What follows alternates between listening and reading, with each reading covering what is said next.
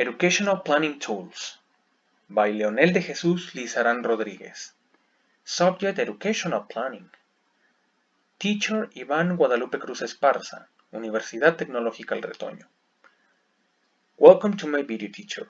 I am Leonel from the group LI 3A, and I'm going to present educational planning tools. Let's go with the first one, which is Gantt chart. A Gantt chart is a horizontal time-based bar chart that represents a project plan over time. We can see here an example, and of course it is important to mention that his inventor was Henry Gantt between the years 1910 and 1915. Time between it was invented, this chart. Let's going to see its elements to know how it works. We can see that tasks are listed, and then we have that the period of time contains some flow work bars. The tasks are listed in the left side of the chart, while we have in the right side the period of time and the flow work for every single task. For example, in the planning task that is at the beginning, we have that its period of time is 2 months, from January 19th to March 19th, and the blue bar represents the time that will take planning the project. Of course, we can see that some tasks are developed or they begin while planning is not completed yet, but this is the flow work that every single task take. What is it used for? Project managers use Gantt charts and product charts to break down a project into manageable work items.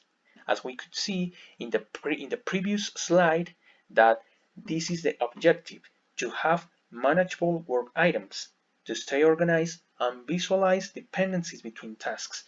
For example, between planning and the other task, there was a considering space that was shared.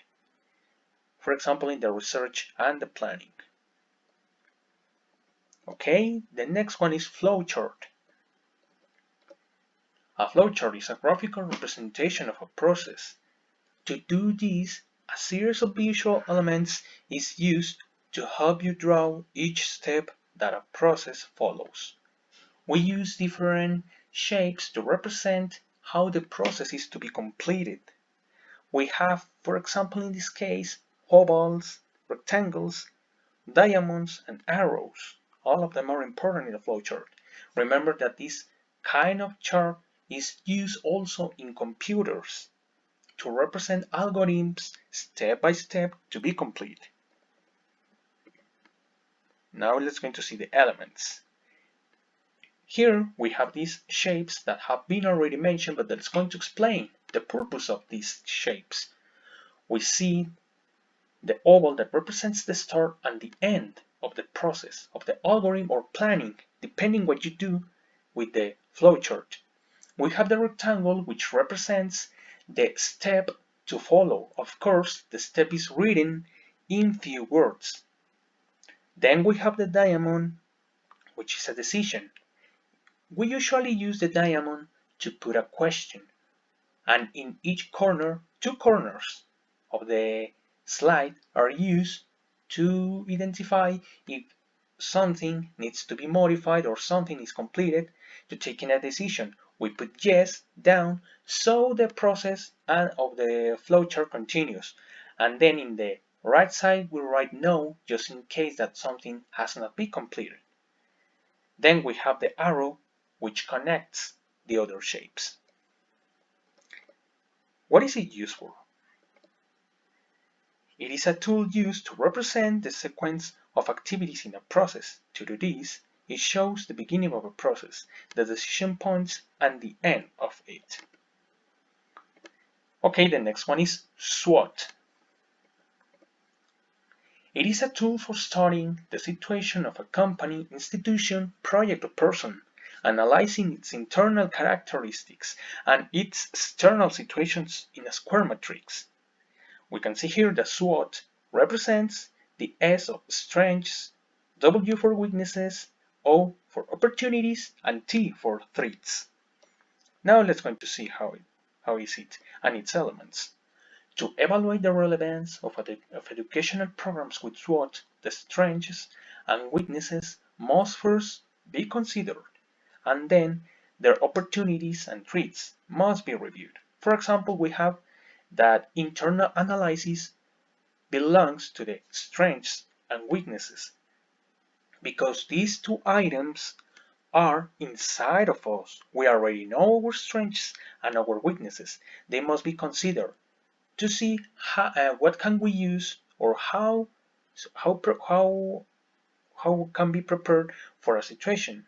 And of course, the weaknesses to be how to fight against those weaknesses to become them into a strength, or how those weaknesses could help us.